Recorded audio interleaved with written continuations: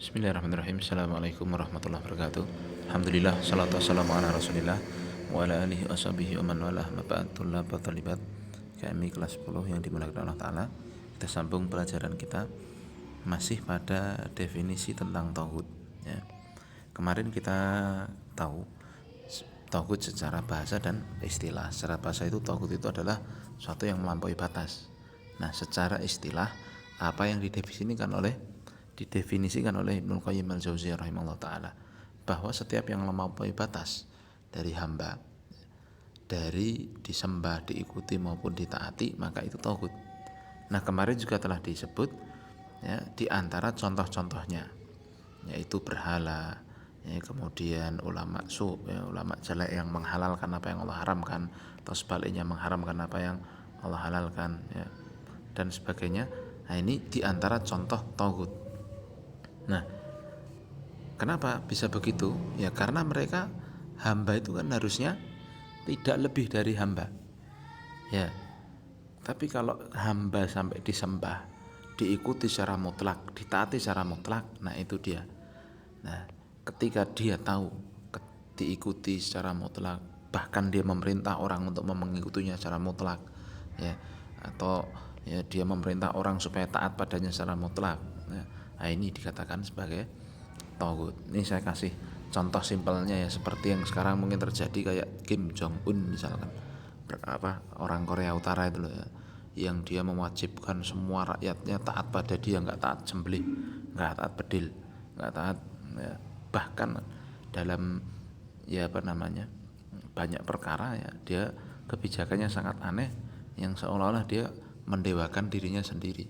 Nah, ini contoh di zaman now.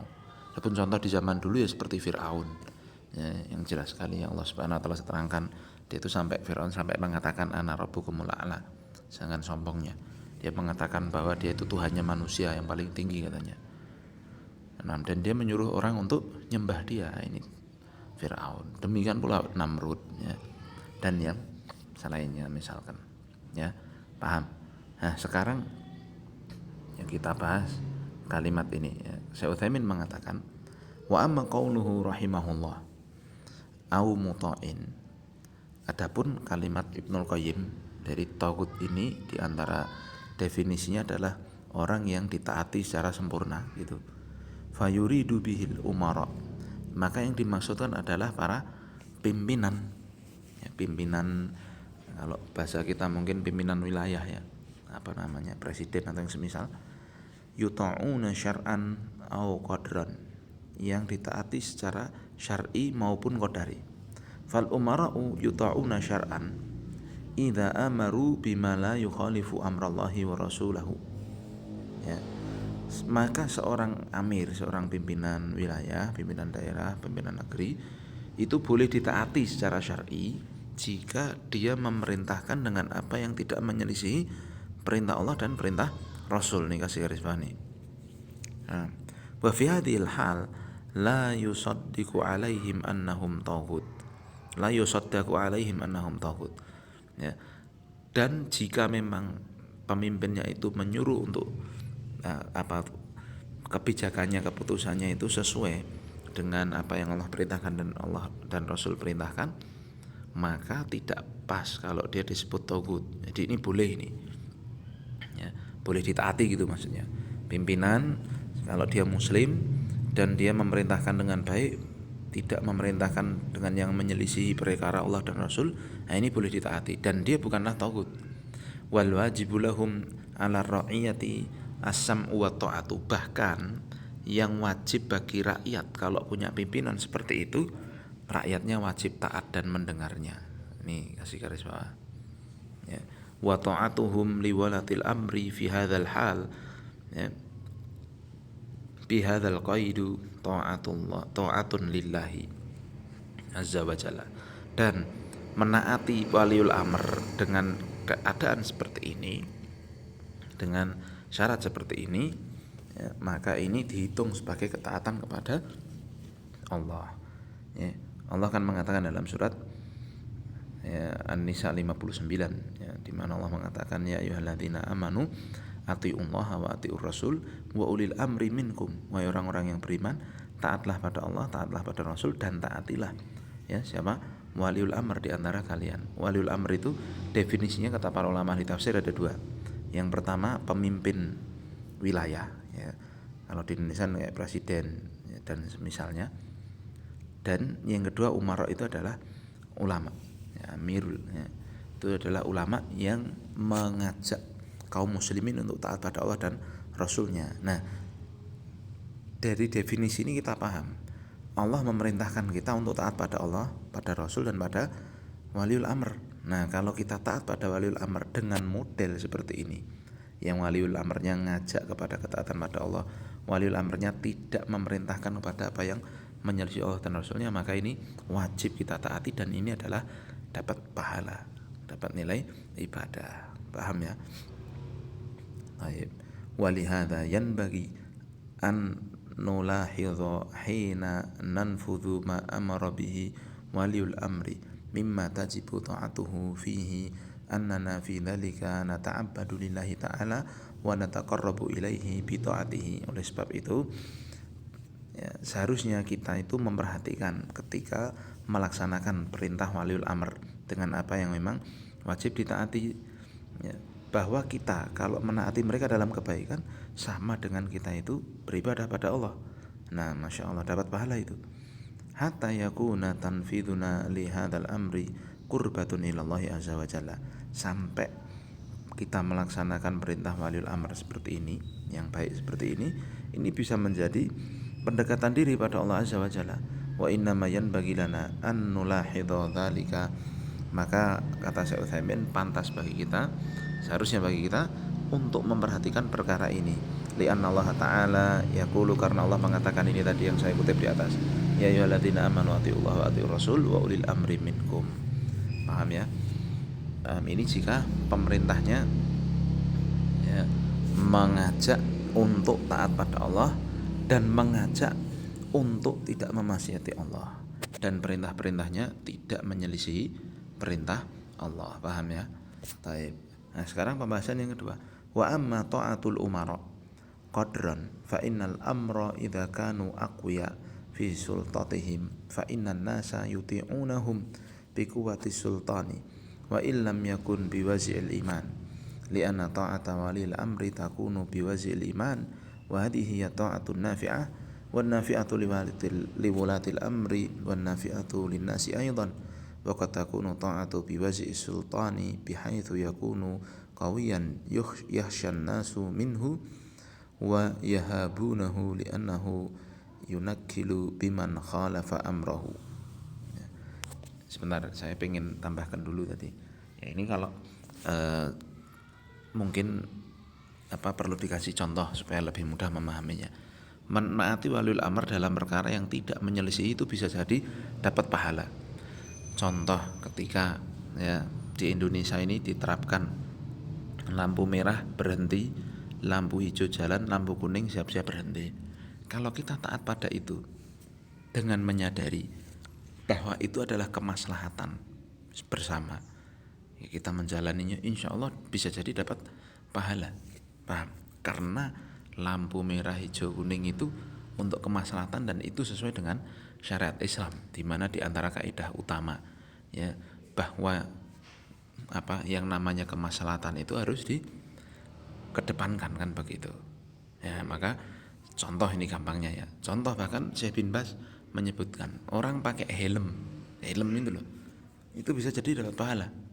Ya, kalau dia niatnya untuk melindungi diri plus menaati aturan yang ada, karena itu tidak bertentangan dengan syariat. Paham? Nah, contoh sekarang waliul amr memerintahkan dengan yang tidak sesuai dengan syariat, misalkan yang terjadi di Suriah, seorang disuruh nyembah foto presidennya misalkan. Nah, seperti ini tidak boleh. Atau yang pernah terjadi ya di beberapa daerah, waliyadzubillah, seorang pimpinan melarang puasa ya karena memang dia non Islam ya. Nah, maka seperti ini tidak boleh ditaati. Nah, yang jadi masalah ketika seorang pimpinan itu muslim tetapi mengaku muslim ya, tetapi mengajak untuk, keluar dari ketaatan pada Allah. Bagaimana ini? Nah, maka berlaku kaidah secara umum, ya, la ta'ata li makhluqin fi ma'siyatil khaliq. Tidak ada taat kepada makhluk siapapun itu dalam perkara yang menyelisihi sang pencipta Allah, ya, sang pencipta yaitu Allah Ta'ala. Jadi contoh, kalau ada waliul amr kok melarang puasa, melarang sholat, ya, maka ini fitnah yang luar biasa. Kita nggak boleh taat seperti itu, paham? Nah, dan orang yang seperti itulah yang masuk dalam pembahasan kita dalam masalah tauhid ini. Ya, kalau ternyata waliul amrnya baik, ya seperti di Indonesia ini alhamdulillah kan secara umum baik, dan kita pernah bahas ya, Indonesia ini alhamdulillah negara Islam, sholat bebas, puasa bebas, ya, syair-syair Islam bebas ditunaikan. Nah ini alhamdulillah. Maka menaati penguasa dalam masalah kemaslahatan ini lebih baik untuk semuanya, begitu, untuk kemaslahatan seluruh penduduk negeri tersebut, paham? Nah sekarang yang dibahas oleh Syekh Utsaimin berikutnya, kita ke sini ya. Menaati waliul amr secara qadari, artinya ya terpaksa taat, begitu gampangannya. Karena memang amir, ya, pemimpin itu kan kalau mereka kuat secara kedudukan mereka, yaitu mereka memiliki power, kekuasaannya kuat, pastilah manusia menaati mereka karena mereka memiliki kekuasaan ini, ya, walaupun itu dilakukan tanpa dorongan iman, ya, tanpa motif keimanan, begitu. Karena taat pada waliul amr bisa jadi dengan dorongan keimanan, dan ini adalah ketaatan yang bermanfaat, ya, bermanfaat bagi waliul amrnya, bermanfaat bagi manusia pula. Nah, tapi bisa jadi taat pada waliul amr itu, ya, hanya dengan berdasarkan motif kekuasaan saja, ya, di mana ya karena dia lihat penguasanya kuat, ya, maka manusia khawatir akhirnya tunduk kepadanya, merendahkan diri di hadapannya. Karena kalau tidak tunduk, nah, waliul amrnya itu bisa menyiksa, menghukum siapa yang menyelisihinya, ya. Jadi ini pembahasan kedua ini begini gampangnya. Taat pada waliul amr kalau dalam perkara ma'ruf, waliul amrnya muslim, paham? Kalau kita tahu itu dari landasan, kita lakukan itu dengan landasan keimanan, bisa jadi dapat pahala tadi, paham? Mafhum ya? Ini yang terbaik. Tapi ada, ya, waliul amr yang misalkan, ya, dia bisa jadi muslim tapi dolim, ya, dia sering memerintahkan pada perkara yang jelek misalkan, tapi dia nggak berani untuk menyelisihinya. Karena apa? Karena kekuasaannya kuat. Kalau dia macam-macam, bisa dibunuh dan sebagainya. Maka dalam hal ini dia taat secara qadari, ya, secara terpaksa, itu tidak masalah, paham? Nah, di sini dijelaskan lagi oleh Syekh Utsaimin, walihadza naqulu innan nasa ma'a hukamihim bihadhil mas'alati lahum ahwal. Oleh sebab itu kata Syekh Utsaimin, manusia, ya, hubungan manusia dengan pemerintahnya, dengan keadaan seperti ini ada beberapa jenis, beberapa keadaan. Al-halul ula, keadaan pertama, an yaqwal wazi'ul imani wal muradus sultani, ya, warradi'us sultani wa hadhihi akmalul ahwali wa a'laha. Kondisi pertama itu jika si rakyatnya itu melakukan ketaatan kepada penguasa dengan motif keimanan. Karena tadi kan di ayat ini kan Allah menyuruh kita itu taat pada waliul amr kita, ya, yang muslim, ya kan. Kita taat pada mereka dengan motif keimanan, plus sang penguasanya juga kokoh kuat, ya, berwibawa kuat, ya, persenjataan kuat, negaranya aman. Wah, ini adalah keadaan yang terbaik, paham? Jadi rakyat taat dengan keimanan, pimpinannya melaksanakan dengan baik urusan kekuasaannya, paham? Ini jenis yang terbaik. Baik. Kemudian yang kedua, al-halatu tsaniyah. Sekali lagi ini hubungan rakyat dan penguasanya, ya. Keadaan kedua, an yad'uful wazi'ul imani warradi'us sultani wa hadhi adnal ahwal wa akhtariha 'alal mujtama'. Nah, yang kedua ini sebaliknya dari yang pertama, ya, sudah dorongan iman untuk menaati waliul amrnya lemah, ya, si kekuasaan penguasanya juga lemah, ya, maka ini adalah kondisi yang paling jelek, yang paling berbahaya bagi semuanya. ala hukamihi wa mahkumihi, ya baik pada penguasa maupun rakyatnya. Li'annahu idza dha'ufa al-wazi'ul imani war-radi'us sultani hasalat fawdha, ya al-fikriyah, ya wal khuluqiyah wal amaliyah. Kalau ya, rakyatnya ya dorongan motif keimanannya lemah dan pimpinannya ya juga menjalankan kekuasaannya juga dengan lemah, maka akan terjadi kekacauan dalam pemikiran, ya sisi akhlak ya dan juga sisi perbuatan. Jadi negarane elek kalau begitu. Ya wis pemimpinnya elek, rakyatnya ya rantu iman, bahasanya begitu. Maka ini yang paling menyedihkan. Kemudian al-halu tsalits, kondisi yang ketiga, an yad'ufal wazi'ul imani wa yaqwar radi'us sultani wa hadhihi martabatun wasati, ya martabatun wusta, li'annahu idza qawiya radi'us sultani sara aslaha lil ummati fil madhari, fa idza ikhtaffat quwwatus sultan fala tas'al an halil ummati wa su'i amaliha. Nah, yang ketiga ini, kondisi ketiga ini, motif keimanan rakyatnya lemah, tapi penguasanya kuat. Nah, ini kondisinya pertengahan. Nah, jadi rakyatnya imannya lemah, penguasanya kuat. Nah, ini kondisi pertengahan. Kenapa? Karena ya penguasa ya dengan kekuatan yang dimiliki itu bisa aslahalil umat, dia bisa memperbaiki umat, ya, bisa lebih bagus untuk umat ya dalam kenyataannya. Ya.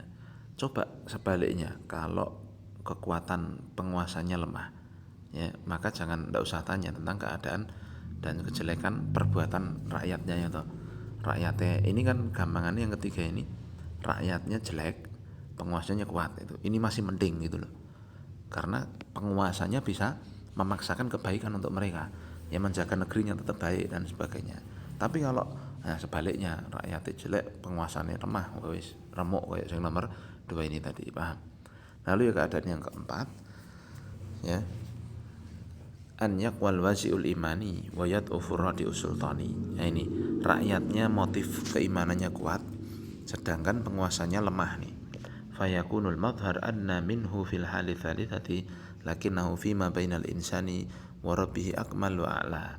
Ini bisa jadi kondisi kenegaraannya lebih jelek dari yang ketiga ini, tetapi secara pribadi bangsanya itu setiap orang, setiap individunya itu lebih sempurna, lebih baik ya antara urusan agamanya begitu. Jadi kalau ini gampangannya rakyatnya baik tapi pemimpinnya kurang baik, nah ini masih mending ya.